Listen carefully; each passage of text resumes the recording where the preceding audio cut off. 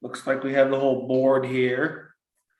And it's 6:31, so 6:31, October 6th, 2021, and the Board of Selectmen, Board of Health meeting is now in session.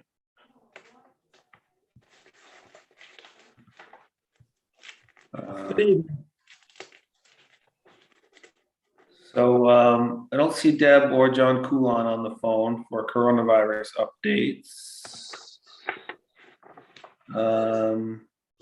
Should we, Tony, if they're expected, we can come back to it if so.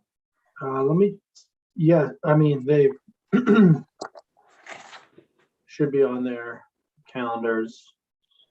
But hold on one second if you don't mind. Sure.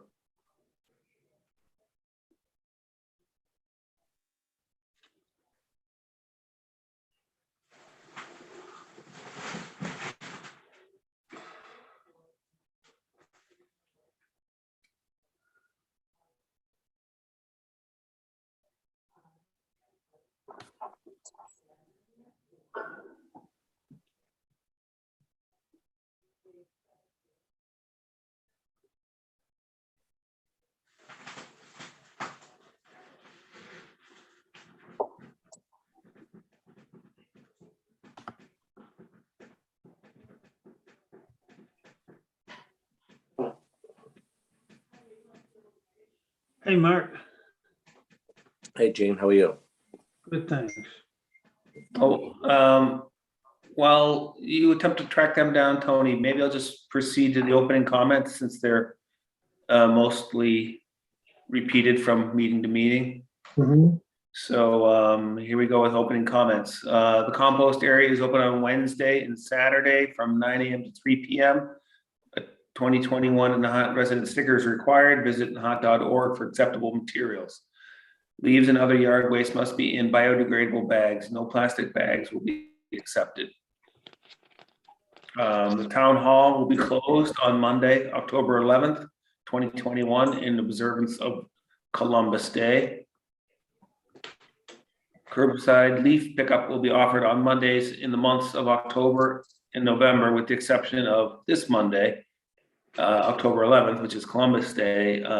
Leaves will pick up on Tuesday, October 12th, next week, but otherwise it's on Mondays. Leaves in biodegradable bags only. Plastic bags will not be accepted. No open barrels, no root balls or branches bigger than 4 inches in diameter. Bag must be out on the curb by 7 a.m. Household hazardous waste collection day is October 16th, so that is 10 days, also next week. 2022 from 8 a.m. to 12 p.m. at the Lynn DPW on 250 Commercial Street in Lynn. Fees may apply. Visit nahant.org or lynnma.gov for more information. The last Saturday of the season for recycling for metal and white goods, TVs, computers is Saturday, October 30th, 2021 from 8 a.m. to 12 p.m. behind the DPW garage. Fees may apply. Checks only, no cash. Visit nahant.org for information and accepted materials.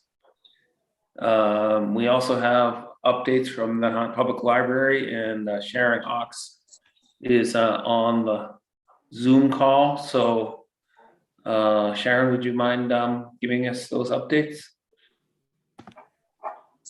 Sure. Hello, everybody. Sure. Letting you know that the Connections Memory Cafe will begin meeting again on October 14th at 10 o'clock. It's a time for adults with cognitive issues and their caregivers come together to chat, laugh, and enjoy.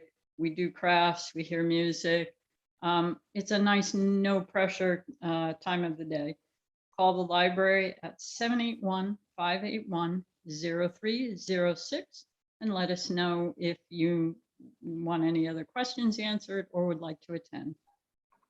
This month, we are doing a new Nahant Reads Together. This project invites everyone to read a novel that hints at issues of the day. We're going to be reading the novel The Garden of Martyrs by Michael C. Smith, White, it's the last name. It's a murder mystery based on actual events. Multiple copies of the book are available to borrow at the library or can be borrowed as an ebook through Hoopa through our website. Whether you've read the book or not, please come to the activities. Watch excerpts of an opera made from the book on October 16th at 4. Meet and speak with the book's author, Professor Michael C. White, on October 21st at 7. And discuss the book's themes and main characters' unusual connection to Nahant on October 30th at 4 o'clock. Check out the full roster of story times this month, including Saturdays at noon. Although this Saturday we will be down at the Farmers Market Festival, and a story time will happen there at 10:30. We'll have special math story times on Thursdays this month at 4 o'clock, and an extra special Halloween story stroll on Saturday, October 30th at noon. Please, we ask that everyone age 3 and up wear their mask when inside the library building. Last up, mark your calendars for November 13th, when our Indie Author Day returns for its 5th season. That'll be 4 o'clock on Saturday, November 13th. Your local and independent authors read from their work, meet with the authors, and purchase signed copies. Authors will include David Licio, has a new book out, and Dr. Terrence Murphy, he has a new book with their latest works to share with us.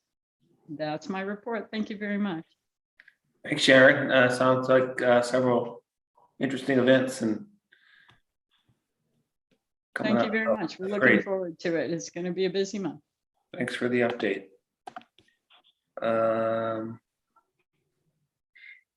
Upcoming events. As Sharon mentioned, the Nahant Farmers Market is this Saturday, October 9th, 2021 from 10 a.m. to 2 p.m. at the Flash Road Park. There's over 13 vendors, including local artists, local food vendors, a DJ, corn maze, jumpy house. This is a free, family-friendly event.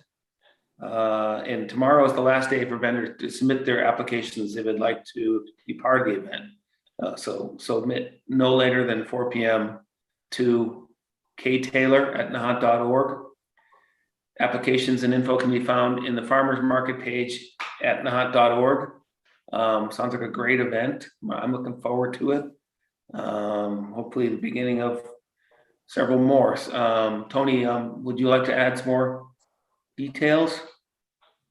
Just that, the weather looks great. No rain, 60 degrees, and we got about 19 vendors right now.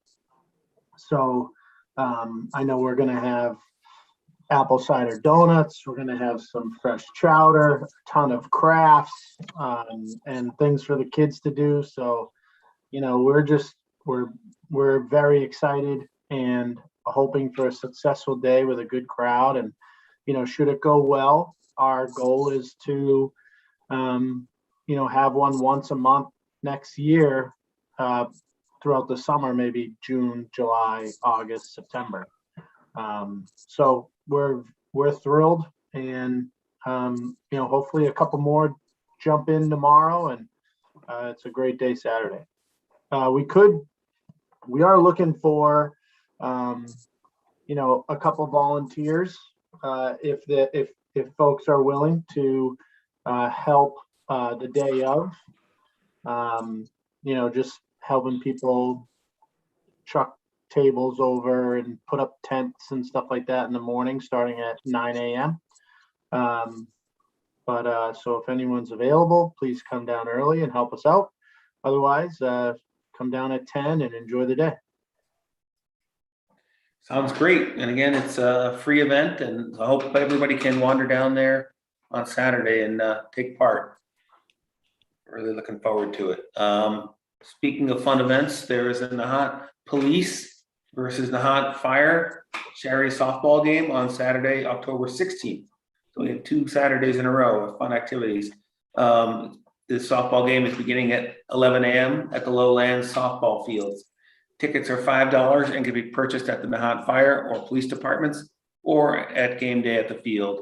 Drinks, burgers, hot dogs, ice cream, patches, and event T-shirts will also be available. All proceeds go to charity. I believe it's breast cancer in this case, right? Yes. Yeah. So another fun event in town Saturday after this one. And good times keep rolling with the Hoopa Nickel 5-mile road race on October 30th, 2021 at 2 p.m. Pre-registration is on Friday, October 29th, 2021, beginning at 6 p.m. at the American Legion. That's the registration. That's 6 p.m. The race is at 2 p.m. So happy to see that tradition returning. Bobby Joe Blair is on the call. If Mr. Chairman, if you want to let her, if you don't mind letting her say a few words. Of course. Awesome. Thank you. Can you hear me okay? Yes. Okay, perfect. I did want to stress that you can register to sign up for this race through the website, hoopanickelroadrace.com, and registration will close on October 23rd, but we will have pre-registration and packet pickup the night before. So you can always do that as well. But I also wanted to just mainly take this opportunity to explain that we have an opportunity for the community to get involved with this event. And it's not just by running 5 miles. There is a donation section on the website, but just as important is the volunteer aspect. We have pretty much pulled the same system that the Wall That Heals used for the Sign Up Genius, and that is tied to the website. So if you go to the hoopanickelroadrace.com website, there's a hyperlink that you can click on to volunteer. It's called Hoopa Nickel Volunteer Sign Up. And this is really kind of the message that we were going with by bringing back the Hoopa Nickel. Originally started in '78, and it started out with just 40 or 50 racers, runners, should I say, and grew to like 500 runners. And I think that speaks volumes to the community. So I think it's a great opportunity for us to come together. And I just want to thank you all for getting involved. And thank you for giving me this time to speak. I appreciate it. Well, thanks, Bobby Joe, and thanks for the organization. So Absolutely. Thank great. you. Let's see what's next. I neglected to ask Jean and Mark if you have any additional opening comments. No, I'm good right now.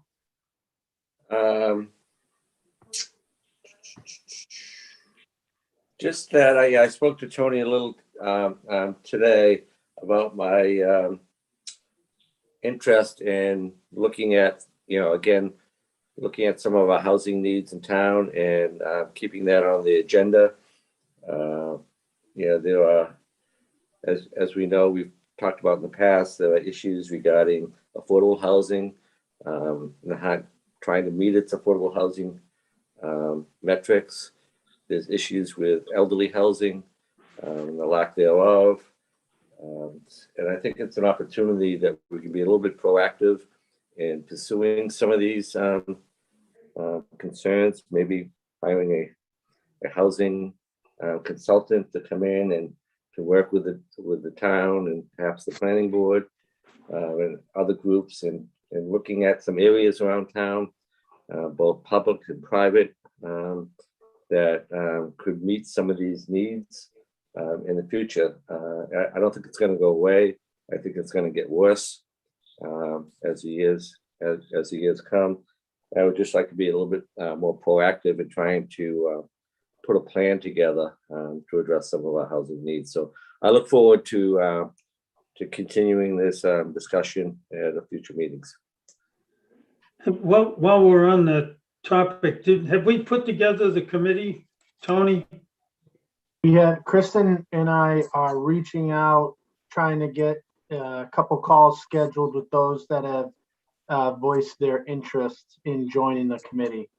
So that's the next step. We can only pick 2. We have, 6 or so residents that are interested. So I want to give them all, an equal opportunity to have a conversation and, I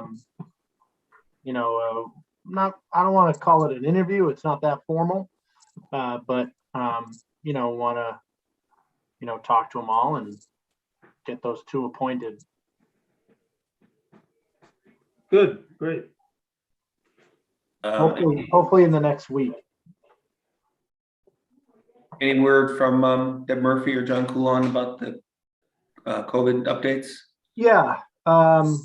As for COVID, for the coronavirus, we had 441 tests in the last 2 weeks, and only 3 tested positive. So that's really good. And probably the high number of tests is has to do with the 50 or so that took advantage of the local option at the church the Saturday before the special town meeting. So 441 tested in the last 2 weeks, 3 tested positive. Currently, we only have 2 active cases. We also, on the flu clinic side, the day after town meeting, the 2 days following town meeting, we had 88 regular flu shots administered and 80 high dose flu shots administered. And we have 30 more that are accounted for, folks that were on a wait list.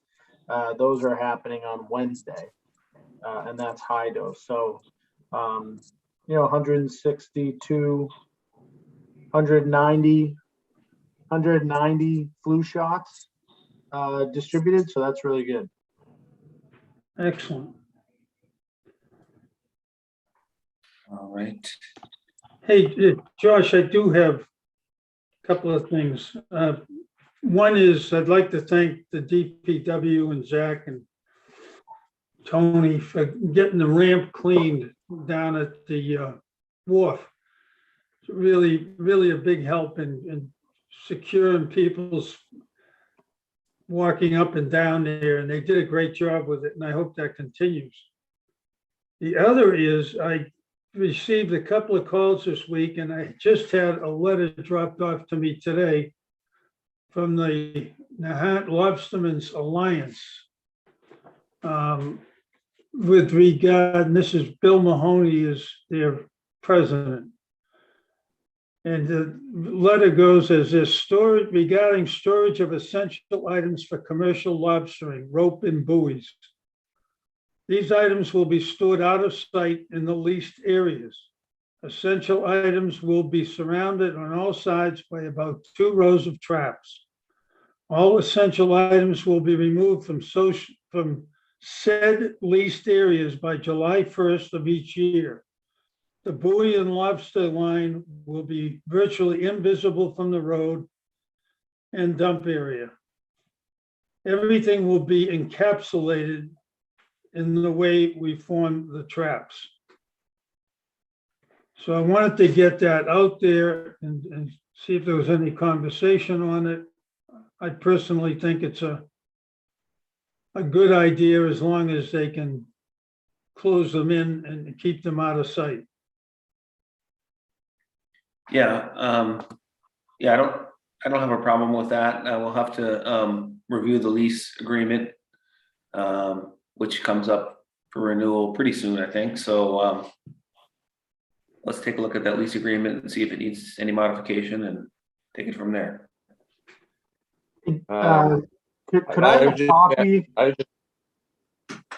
Sorry, I was just asking Selectman Canty if he could drop a copy of that letter off to me. I'd be glad to. Thanks. I'll drop it off tomorrow, Tony. Thank you.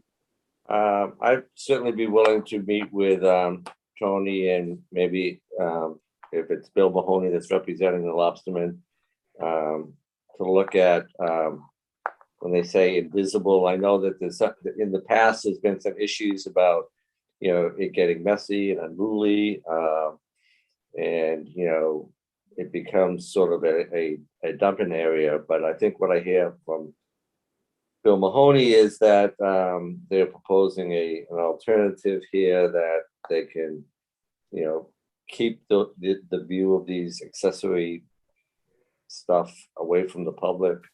So Tony, I'd be willing if you would want to meet with Bill Mahoney and myself, and we can go over it and see what you think about it. Yeah, certainly. It's not a new issue. Yeah. Although that being the sentiment of all the lobstermen is new to me. Okay. So I'd like to, I'd like to have a discussion with them, as far as I'm concerned, as long as we are having an annual cleaning effort so that it doesn't get out of hand. And it doesn't, become a stockpile of older stuff that, we've done a lot to clean up the area. Yeah, so as long as we keep it that way, and the overall sentiment from all lobstermen has always been, that they want to keep it nice as well. So I'm sure we can come up with something. Okay. I'll try to set, Gino, if you want to meet with them, that's fine too. No, Mark, you're fine with that. I'm fine with your meeting. I was just going to add, I did broach that question, Tony, as to whether everybody was supportive of this. Bill said yes. He said there were only one, I think there was only one or maybe two guys that he did not get a hold of, and he would. So I'll let you guys handle it from there. Okay. I'll follow up, Tony.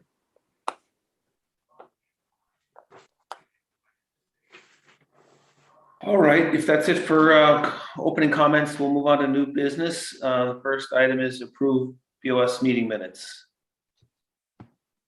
I move that the Nahant Board of Selectmen vote to approve the Board of Selectmen meeting minutes from September 8th, 2021 and September 22, 2021.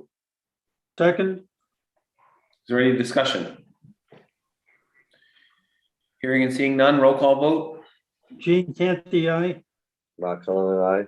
Josh Handrum, aye. Event request, Veterans Day. Motion there. I move that the Board of Selectmen vote to approve the annual Veterans Day services on Thursday, November 11th, 2021, beginning at 11 a.m. at the Veterans Park. Seconded. Any discussion? Let's see. Just gonna see what the notes are on this.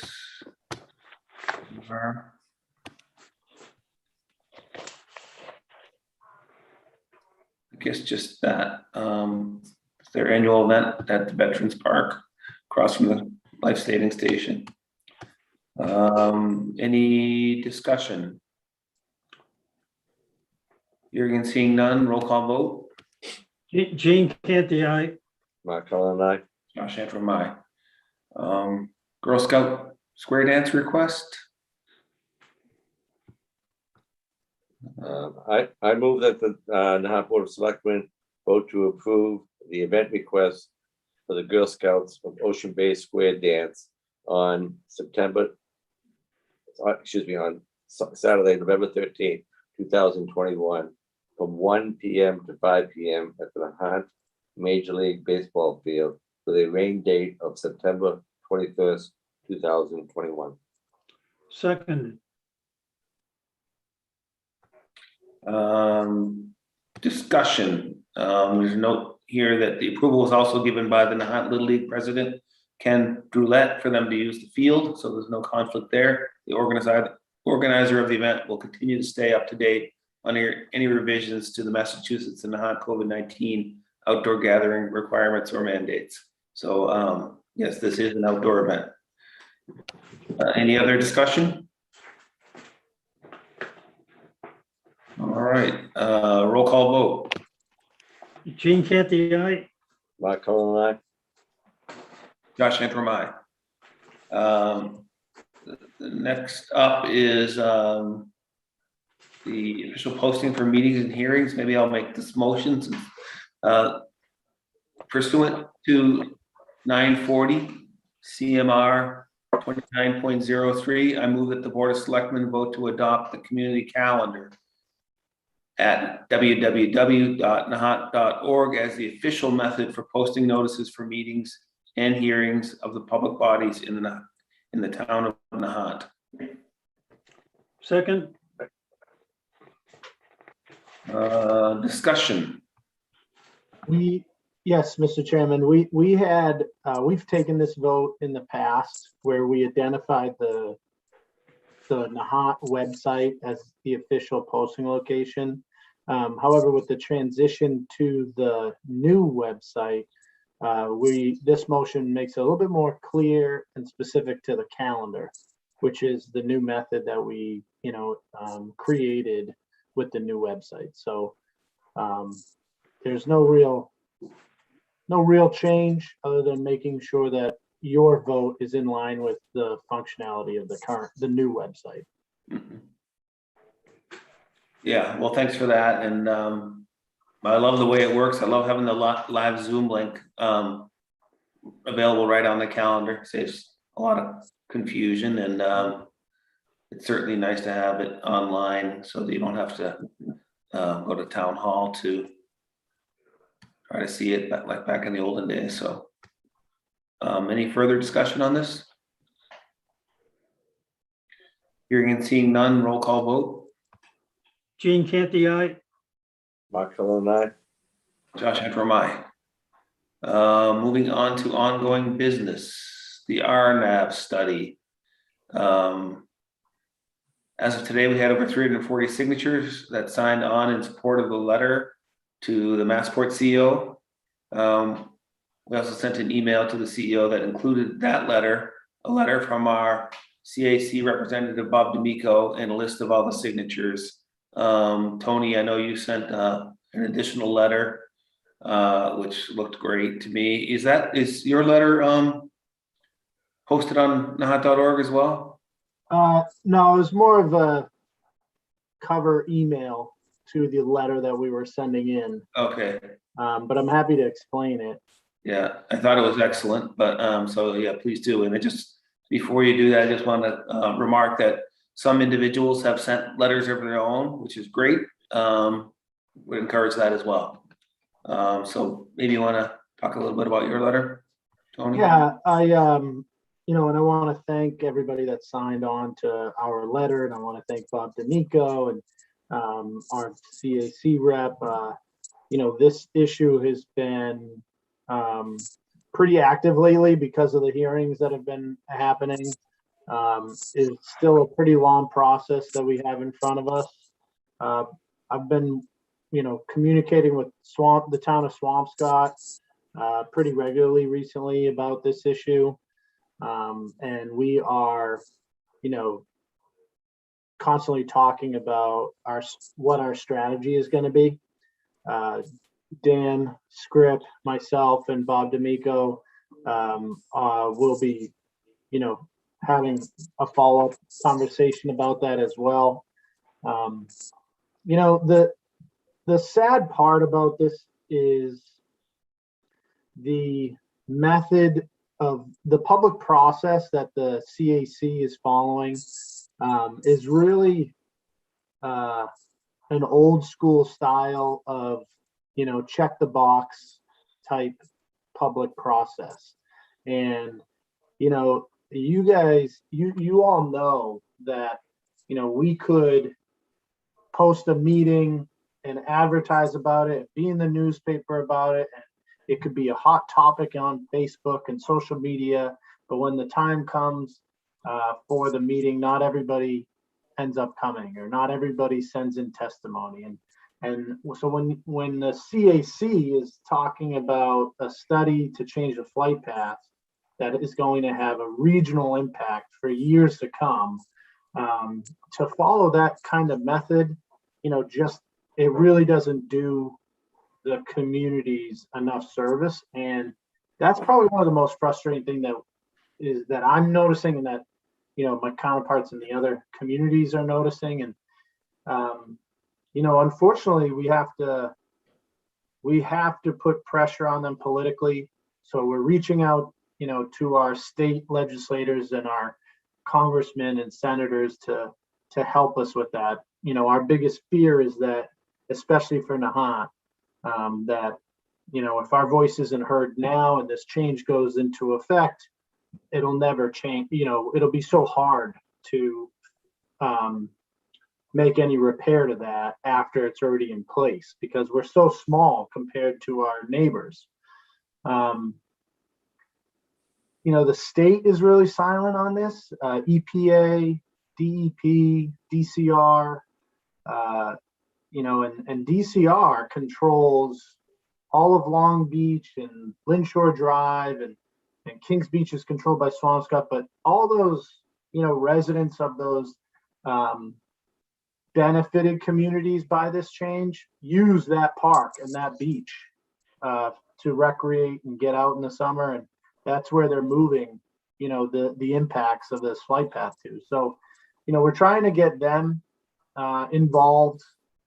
And what we're really asking for is a more robust public process, have our voice heard, find out what alternatives could be explored that, provide our neighbors benefits, but don't create negative benefits for us. And part of that is a test of some sort that we're asking for, collecting data about noise, emissions, any type of negative impact caused by these flight paths, collecting a baseline chunk of data for a certain amount of time, and then asking them to attempt this proposal for the same chunk of time. And then we can actually have real data and compare the two and further explore alternatives. But the biggest part for us now is, I think, to come together with our neighbors, with our elected officials, really pressure Massport and the FAA to pump the brakes a little here, listen to what we have to say, answer the questions that we have, and work with us on what type of alternatives might solve everyone's problem. So that's we're in constant communication with the CAC, and we're just going to keep pushing on it as much as we can. And hopefully we'll have a more localized public meeting where they will take a part in that.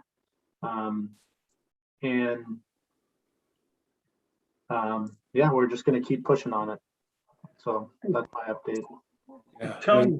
Tony, just two things. One, just thanks so much for picking up the gauntlet on this. You've taken this with the letters and the contacts. It's really good to see the effort being made to try to turn this around.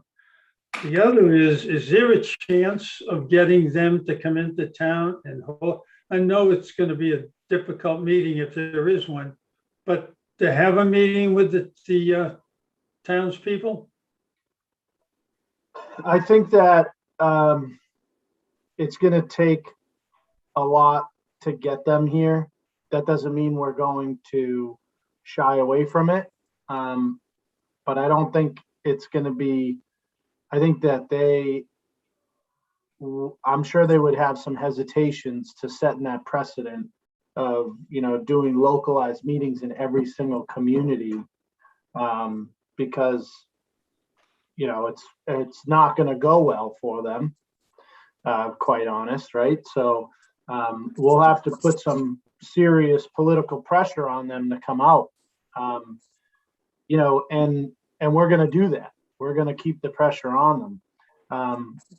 At minimum, even at the same, like on the same track, if they're really going to push back on doing that, they better come up with some serious alternative methods of finding out how this change is going to impact our community and our neighbors. Because, just checking the box of testify at our hearing or send us in a letter isn't enough. So we're just going to keep putting the pressure on them. Well, in their Zoom meeting, they basically came out and said, hey, Nahant, sorry, but you have to understand you're a small community. You're going to feel the impact of this the most. That's what we have to try to turn around. We're in the unique position to be surrounded by water compared to our our neighbors. There has got to be a way to find the sweet spot of using that water to avoid, the negative impacts on our community and our neighbors. There has to be something there. So we just haven't gotten the answers. We've been asking, we haven't gotten those answers yet. So we're going to force them to give it to us, I guess. Figure out a way to have that conversation. And if fuel economy is the reason that those alternatives aren't ideal, that's fuel economy is not even comparable to public health. So we got to get that message through to the FAA, which is a tough feat, but that's something that we're going to have to take on. Yeah, we gotta really keep pushing and get as many people involved as possible. So, anybody that's hearing this meeting, get involved and get your neighbors involved and family and friends involved, because as you pointed out, Tony, there's a small window here to resist this, and there's long-term quality of life issue for Nahant, for years to come. So our window to change the plan is small, and so it's going to take an intense effort while that window is open. Also, the letter, you can still sign on to it. We had put a deadline on there because we had to get this copy of the signatures in, according to their deadline. But that letter can still be signed on. The more signatures, the better. We can keep sending it in and showing how fast it's growing. So I encourage people to go to nahant.org. On the left side under community, hold on a second, let me double check. On the left side of nahant.org, why don't I share my screen real quick? Yeah, I would the 390 signatures or whatever we wound up with is great, but we should definitely get more. I mean, we should have everybody in the hot sign on that letter. It affects us all. If you go to nahant.org, you can either search RNAV in the top right corner, or if you click on community and scroll down to RNAV study.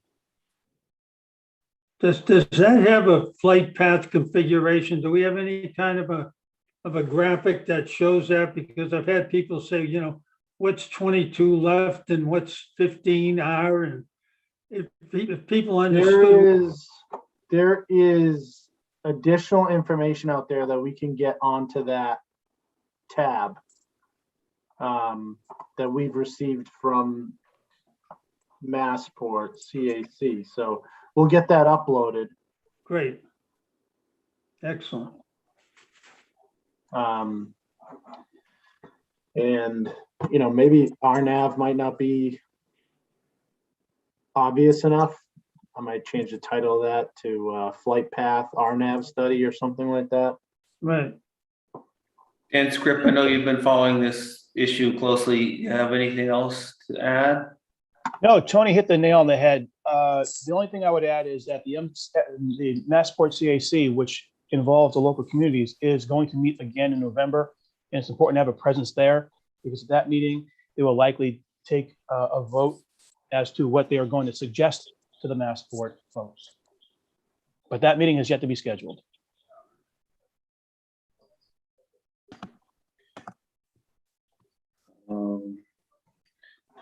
If there's nothing else on the RNAV study, the next topic is the special town meeting update. Want to say anything about that, Tony? We had 137 attendees. We needed 75. Everyone wore a mask. We had great airflow in the room. We had a good conversation for about a half an hour, and a unanimous call for the vote, and then a unanimous support for the vote. So I want to thank, all those that attended and helped made it possible. We turned that town meeting around, from the day we decided to have it, to all the steps that are required to make it possible. We did that in record time, and then we completed the meeting in record time. So ultimately, it was a huge success, and now we are taking the next steps necessary to awarding. We've entered contract phase with the awarded contractor, Gioso and Sons, on the sewer job. So we hope to have the bypass installed in the middle of November, and work construction on the main starting immediately after that. So we're moving right along. All right, great. Yeah, that the meeting went very smoothly and unanimous vote. So that was great. Next item is the town administrator's 2021 goals update. At the last meeting, we talked about there were sort of 4 main categories of goals. We decided to go through them sort of one category at a time. So last week we went through the town administrator's goals related to budget and finances. This week we'll go through the goals related to communication, and then remaining in the next 2 sequential meetings will be goals related to general government administration and infrastructure. So for this evening's review of the town administrator's goals for 2021 related to communication, I think what we'll do is I will just read what those goals are. There were 8 goals related to communication, and then we can have a discussion about those goals. So the goals were: the town administrator shall, number 1, implement improved Nahant.org website. 2, provide improved access for Nahant citizens to information on current and upcoming town projects, including approximate scope and schedule. A dedicated projects page on the improved website is suggested. Number 3, maintain an open and transparent atmosphere and ensure that all Board of Selectmen members are informed of all important matters impacting town. Number 4, keep board members appraised of any and all legal matters that the town is involved in, as well as their status. Number 5, work with the chairman of the Board of Selectmen to develop meeting agendas in a timely manner. Number 6, provide complete and accurate information to board members as requested. Information shall be shared with selectmen in a timely manner, and the entire board should be copied when information is requested. Number 7, utilize all sources of media to keep the residents of town informed of important community events, emergencies, and items of interest. And the numbering here is a little funny, but number 8, maintain effective and positive communication among all town boards and committees. So I can kick this off. Obviously we have our new website up, and that's working great. We don't have yet the project. We don't have a project page on that website yet, right, Tony? Still think that would be a good thing to see. Relatively easy to do, I would say. I think we're looking for anything. Oh, go ahead. Yeah, thank you. The website is launched. It was, there was plenty more improvements to make and to the new website. However, we really wanted to get it out there, and we have the ability to make changes, and every week we have a request from either a department or a committee or one of you, and we're able to make that update pretty quickly. So that's been great, and we've already made a ton of improvements even since it's launched. For instance, the RNAV study and being able to have a click of the button sign on to this letter. That was something that, we really didn't have that tool before. So being able to utilize the website in that way has been great. The next big piece of the website that's kind of like the top priority is under the clerk's page.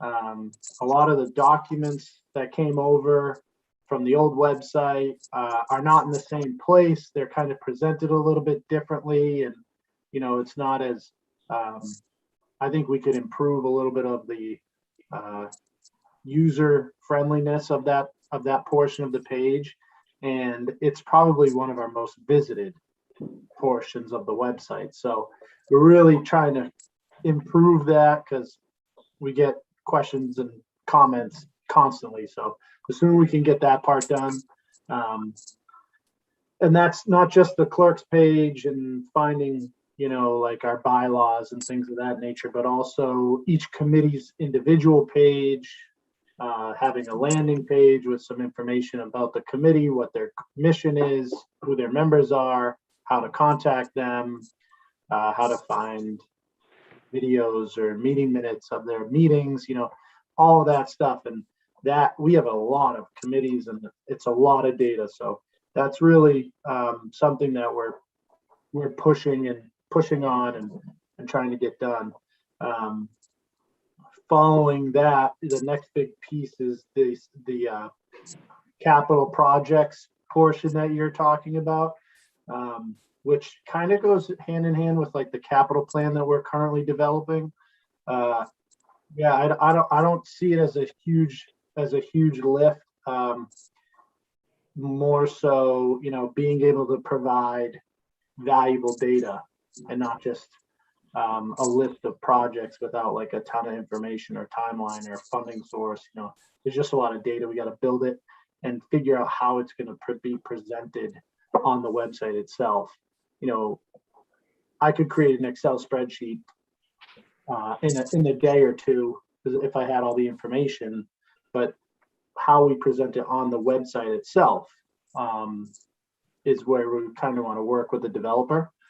Yeah, but it would be helpful because we, we get a lot of questions from folks about, what's going on with. I get a call every week or every other day about, are there pickleball lines going in at Flash Road basketball court? So, having that on the website, people would see it right there. So there definitely is a value there. The other big project that we want to take on is there's a portion of the website that says places around town. And we would like to, further explore, the different locations around town, like the different parks and public properties, and, create some type of property policy based on per property and discuss that with the board. What type of things are allowed at those properties, what type of events are allowed at those properties, dogs, whatever bylaws related to dogs impact those properties, or, because we get a lot of event requests. Can I have a wedding at 40 Steps? And if it would just be nice to have all that stuff living on the website of what type of events are allowed where, and what links or resources related to those sites. Like if it was the cemetery, right there, links of how to, go to the GIS and find a plot, or what type of forms related to that. So just kind of improving the user friendliness all around is something that that's another big project that we want to get into for the website. yeah, Hey, Josh, yeah, can I suggest that we kind of do what we did the last time? Let Tony go through each of these, let him give us his feedback on where he thinks he is. sure. If we have to jump in, we will, but I kind of like that format. Mark, I don't know how you feel about it. I would think. Do you happen to have those goals in front of you, Tony? Yeah. The next, the next part, the next 6 goals are somewhat ongoing actions. They don't have definitive, projects by a certain date. Mhm. Maintaining an open and transparent atmosphere, and ensure that all Board of Selectmen members are informed of all important matters impacting the town. So there isn't like a achieved or not achieved, or, comment on that. It's ongoing. I think that we collectively as a group, and I think that I have improved on this one in the last year or so, just simply because of how much stuff is going on in town. We, on top of having our weekly one-on-ones, there are, sometimes daily occurrences where, because of the open meeting law, I can't speak to all 3 of you as a group. So I will reach out to you individually and go through my list of things that are happening, or and kind of get some feedback from each of you on those issues. And I try to, on the really hot topic stuff, when I get emails like that, I try to forward those out to each of you individually as well, to make sure we're not violating any open meeting laws. But really, I feel like we've been doing a really good job of that. I'd probably like to be a little bit more consistent on our one-on-ones and our meetings. But we do communicate, collectively, whether it be one-on-one or each of you individually with me almost daily. If I speak to one of you on Monday, or one of you on Tuesday, or one of you on Wednesday. So I think it's going pretty well. But I actually look forward to your feedback on that. If you think there's any room for improvement, I'm happy to hear. and try to implement that. Well, I'd say that, as you know, when we went through the performance assessment, we all thought you were doing a really good job. And as noted in your performance assessment, we thought that the area of communication was your biggest opportunity for improvement. And that's really why there's so many goals and sort of specific in this category of communication. From my perspective, that the communication with the board, I would say, has improved. Probably still some room to improve further. And I think, part of that is, I've missed a lot of our one-on-ones due to various work obligations and personal obligations and stuff like that. So I just want to make sure I'm not missing out, when other things get in the way, and that's not necessarily on you, but just as much on me, but nevertheless, I got to make sure I'm fully informed. So I'd like to keep working on that stuff. We haven't gotten to the communication with the public, but I think that's been improved a lot. But so I don't know if Gene or Mark, you had any other comments related to the communication with the board? Yeah, I've been relatively satisfied. Like as Tony mentioned, we talk at least a few times every week. Sometimes I'll call Tony just to check in, and many times Tony will just call me. But I feel up to speed on just about everything that's going on, and feel comfortable with the lines of communication.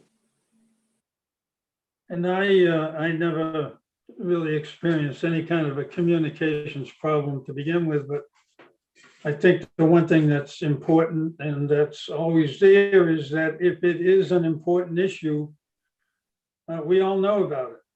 And that's where that communication needs to be the strongest.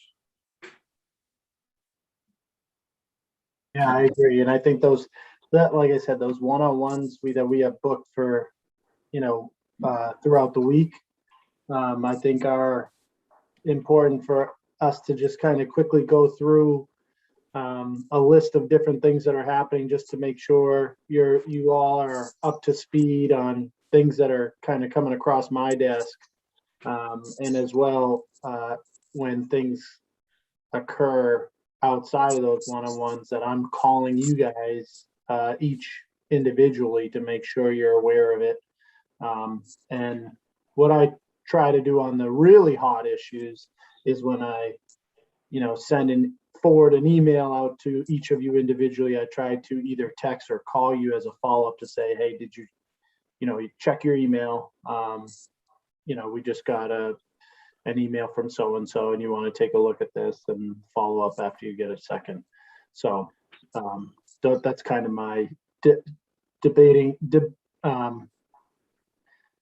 prioritizing, the level of importance, whether it can wait for that one-on-one or when we get an opportunity to get on a call, or if it requires, a phone call or an email, is something that I've tried to improve on. And I think with regard to the goal of working with the chairman of the Board of Selectmen to develop meeting agendas in a timely manner, I think that's been going really well. In addition to getting the backup information in a timely manner. Obviously, Kristen Taylor has been really helpful in that regard. So that is an area that I think has certainly improved. I know it's important for us to have that backup information ahead of time, especially maybe in my case where I'm at work, and if I don't have it, several hours in advance, then I might not have time to look at it. So I do appreciate the effort there. That's something that's improved a lot. So. Thank you. Yeah, I think that Kristen's been doing a great job in that respect, trying to get you guys the draft agenda well in advance to see if you have any additions or changes. And I think that's been going well. Provide complete and accurate information to board members as requested. Information is to be shared with selectmen in a timely manner. The entire board should be copied when information is requested. I think that's kind of follows one, something we've already talked about. Yep. Utilize all sources of media to keep residents of the town informed of important community events, emergencies, and items of interest. I think the website has improved, made this we've improved in this category a lot because of the website and the functionality of it, where now we are able to, it's called a blog post on our website. It's the front page news kind of blogs that get posted there. And when we post that there, it automatically gets launched to our social media.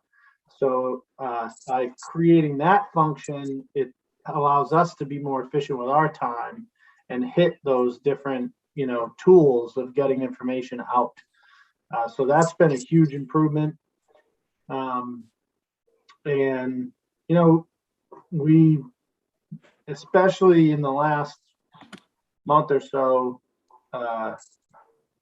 whether it be the town meeting, these October events, the projects that are happening around town, usually the summertime is our opportunity to kind of implement the things that were voted on in the previous town meeting, and really kind of get projects moving and rolling and get community events out. So, just by the nature of that time of year, there was a lot for us to get out to the public. And I think we did a pretty good job at that, picking and choosing what tools to use for what type of events or issues, and coming up with new tools like the RNAV petition, utilizing the digital message board at the front of the town and the code red system. Even the code red system, we're starting to use the text message option a little bit more often than a pick up the phone and listen to a message tool piece of that. So I think we've done a pretty good job there, and it's a priority of ours and of yours and mine to find ways to keep the public informed and bring them together. So we'll keep moving on that. Yeah, I would say, Tony, you said you think you did a pretty good job. I think that you've really done an outstanding job on this one. This is, the goal says utilize all sources of media to keep residents of town informed. And that's exactly what's happened. I'm delighted with the improvement that we've seen over the last 6 months in this area. A lot of it, as you said, is related to the new website, but the website, the Facebook posts, the robocalls and texts, but not overdoing it, the electronic signs, the app. So I'm really pleased with the progress that's been made on this goal. That's awesome. Thank you. And last but not least, maintain effective and positive communication among all town boards and committees. Maybe you want to This one is again ongoing. We've made a lot of progress on like the groundwork on this goal, but it hasn't really hit its peak effectiveness yet, because we're still kind of getting through that. And what I'm talking about is having emails for every appointed member of a committee, and having a central database on that. All that stuff is just tedious and time consuming, and it kind of lives both with me, but also because many of those committee members are appointed by me, but it also lives somewhere in the clerk's office. So we've been working a lot with our town clerk, Diane Dunphy, and Olivia Cook who was our intern over the summer, really helped kind of bring the clerk in my office together on these little projects that would help create, these databases of who's on what committee, how do you contact them, even as simple as having, in the mail, in our mailbox, in our address book on our Outlook the ability to just click, all committee chairs, and it's instead of having to find all those and copy them from an Excel spreadsheet.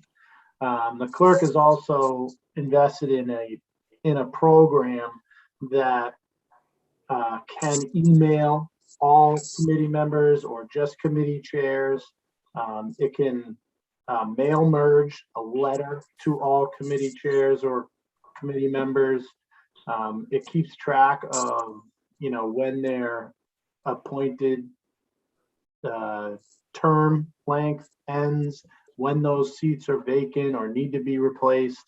A ton of information, all centralized on this program. So we're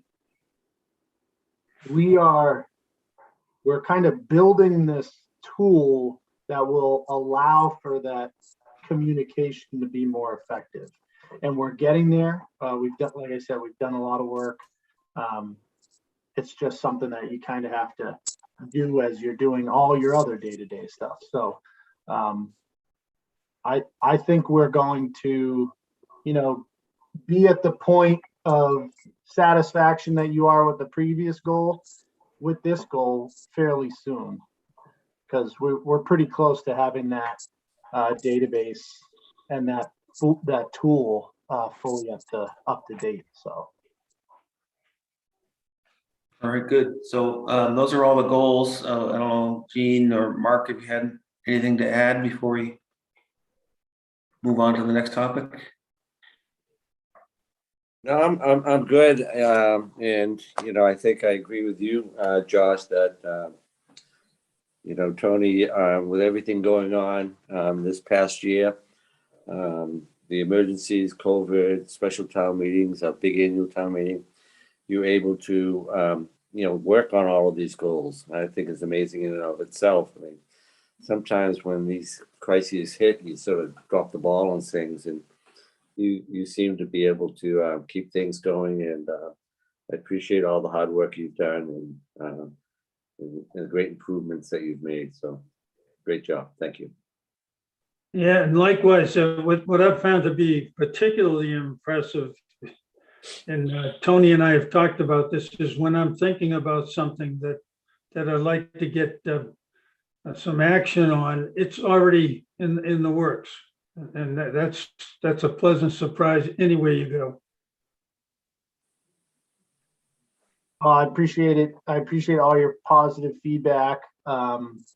These goals that you have laid out for me trickle down that, into goals that I've laid out for our staff. And as I always say, none of this stuff gets done with only one person. So we have a strong team and everybody's plate is full, but everybody is highly motivated and the atmosphere is great. And when you can create that type of environment at the workplace, achieving these things, having pride in what we're doing, and it all comes full circle. So the positive feedback you're giving me tonight, I will relay to the team, and it, will fuel the next round of goals. So appreciate it. Okay, so we'll cover the next two categories of goals in the next two meetings. Moving on to the next item, preserving East Point.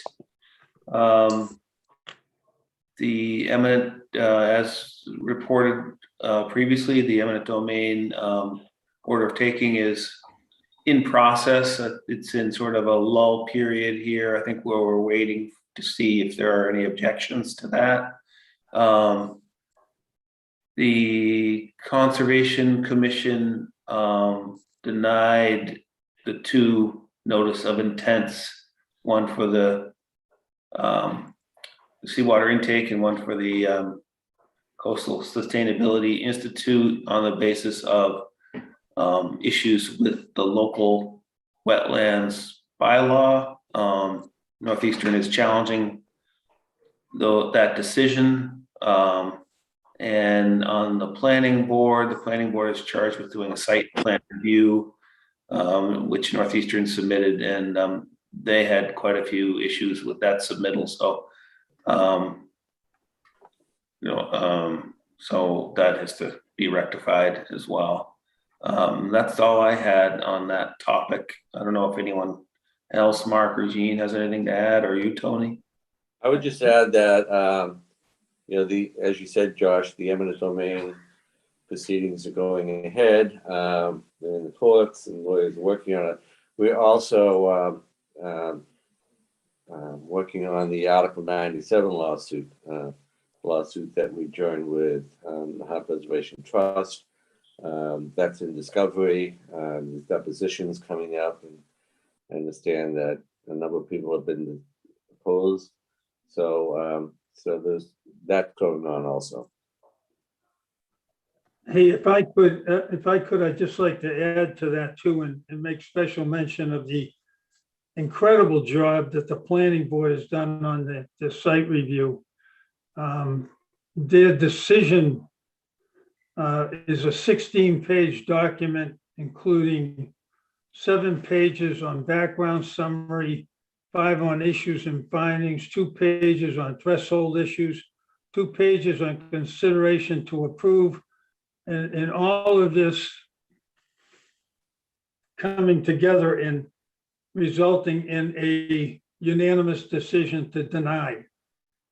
So this is they've got a heck of a team there.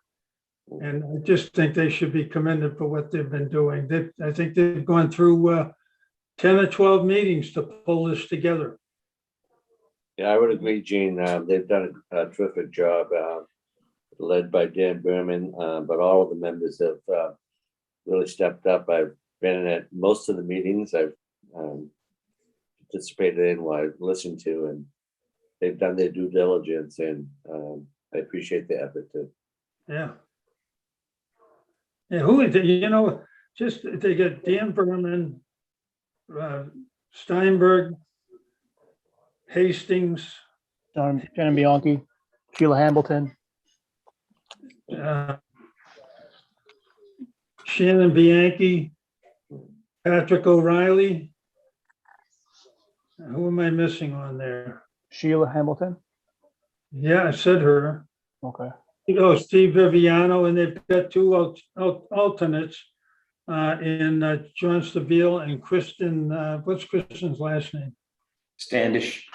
Standish. Yeah, it's just that it's a hell of a team. Yeah, they've done a great job.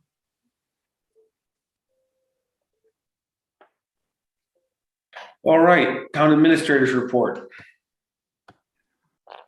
Recycling barrel update. We have received our 35-gallon recycle bins. We ordered 100 of those. So we put a blog post up today. It's on Facebook as well, but I'm going to share my screen one more time here. If you go onto nahant.org, and this is the homepage, right here under helpful links, under public works, there's a link that says swap or purchase recycling barrel. And if you click on that link, it brings you to our trash and recycling page. And there are 2 forms here. One is if you're looking to order a second barrel for recycling, and the other is if you're looking to swap your 65-gallon for a 35-gallon. Let's just show you what this looks like. Fairly simple. A secondary barrel will cost $60. Swapping for a smaller barrel is free. If you get these forms in on by Thursday, we should be able to get you either your second barrel or swap by the following Wednesday before the next collection. The smaller barrels aren't yet available, right? They came in on Oh, they- Monday. They came in okay. on Monday. So I think we've actually already, distributed a couple, because some folks had their names on a list ahead of time. The smaller barrels, we have 100 of those. We don't want to, create any issues or problems with the residents if they really, really want a smaller barrel. But, we don't want to disincentivize recycling. So, we really want to provide those to those who truly need it, whether they are elderly, disabled, or have trouble moving the larger barrel. But however, fill out the form, send it in to us, and we're gonna try to make everyone as happy as possible on this. So, and then the second barrels, we have them available as well. So, Tony, on the old recycling box we had, I noticed in Swampscott that they still have those. It must be an alternative. And I'm sure that it's because people have restrictions on where they can store a barrel. Is that possible that those could be available to people that have a real need for them? which ones? The ones we had, the recycled bin, a small bin.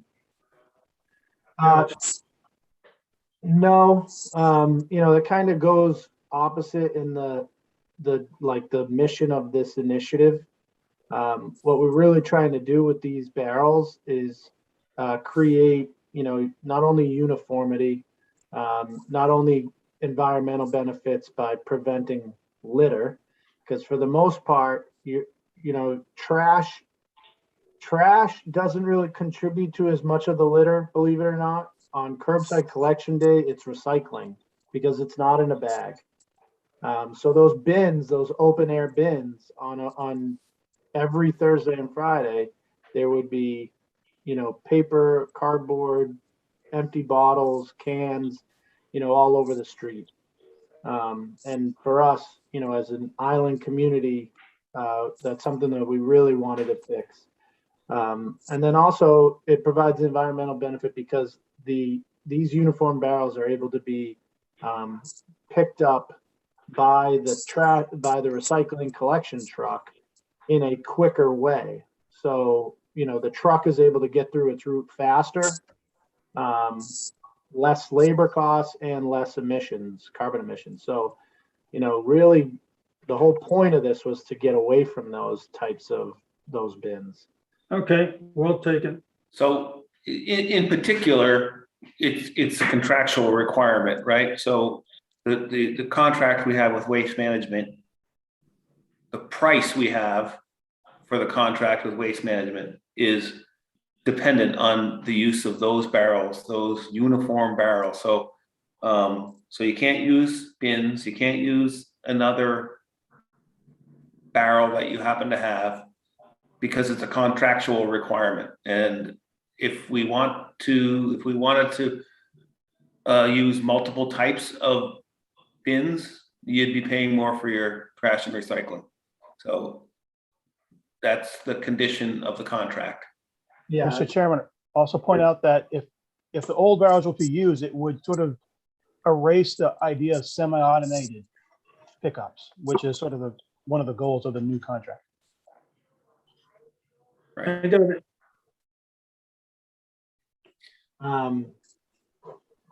The smaller barrels, Gene, the 35 gallons are, they're pretty nice, pretty convenient.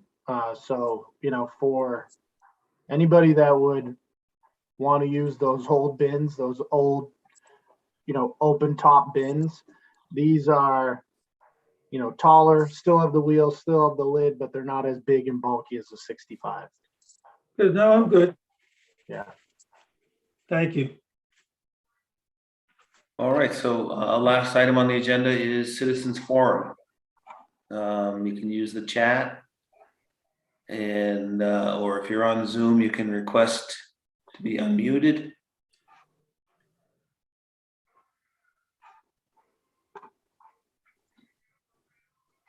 Don't have anything in the chat. All right, is there anyone on the Zoom call that wants to make any comments or ask any questions verbally? It looks like Michelle. Hey, thank you. Good evening. I joined late. Didn't know if this was covered in your opening comments. The topic of coyotes again is obviously a hot topic right now. And there are concerns and there have been, some reports of incidents. What further progress is the board considering on helping bring more confidence back to the residents? I know we've issued whistles that are available at town hall and the police station, but I think there's still some sense of uneasiness with residents. We're getting up to Halloween in the evening later this month, and I think that's going to be a cause of concern with residents as well. So they're walking around town with their kids. So just curious what your thinking is, and if you certainly don't have to answer tonight, but maybe in the next upcoming Board of Selectmen's meeting, what could be either communication, more police patrols that night. It's a Sunday night, so the school Monday morning, just something that would, I think, help the residents. Yeah, we did not talk about coyotes tonight, so you didn't miss anything. We spoke about it in our department head meeting on Tuesday internally. Right now tends to be an active time because there is a lot of natural fruit, natural gardens, vegetables. There's a pretty abundant food source out there for coyotes at the moment. Aside from rodents and other things that they might eat. So they are also trying to build up themselves for a long winter. So it's pretty normal for them to be a little bit more active this time of year.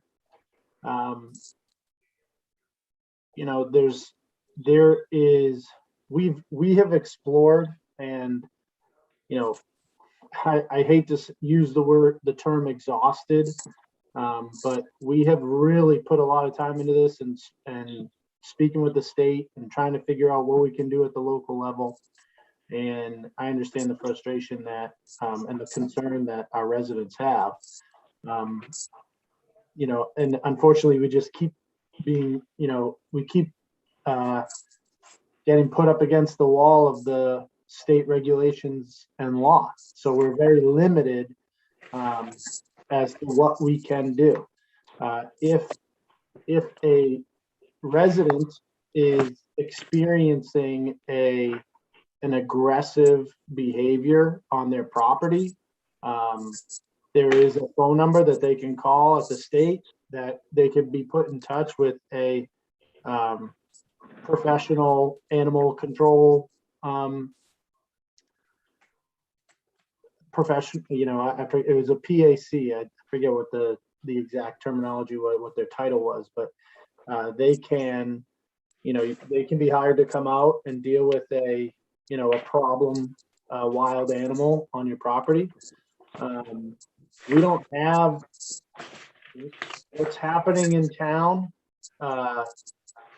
as far as what's happening on town public property. It hasn't reached the required level of aggressive described behavior that the state would need to see in order to allow us to trap and remove the animal.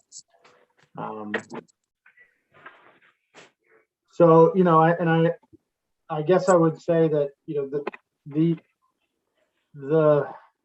I know they're scary. I know there's it's a scary thing to see, and it's uncommon. The amount of coyotes that are here, cannot sustain throughout the winter. They will self-regulate, and this isn't my opinion. This is the information we're getting from the state. So it should, the population should decrease over the winter time. And, from what we've seen, they casually walking by people, is not an aggressive behavior. If we have, if we start to hear reports of a pack, aggressively surrounding pet, certainly people, or if there's other things of aggressive behavior of that nature, that's stuff that we would report to the state and see what our options are. We haven't had any of that. But I know it's unsettling, and I know that's not the answer people want to hear, but unfortunately, that's the answer we get from the state. Thanks, Tony. It's appreciated. I think people watching tonight that may not get an opportunity to ask the question I thought I'd ask, because I'm seeing a lot of it on social. I appreciate it too. We can, we have kind of like a form response because it's been a topic of discussion that kind of peaks randomly. So we could, potentially put that out again. Thanks. All right, anybody else in the chat or on the Zoom call? Comments or questions?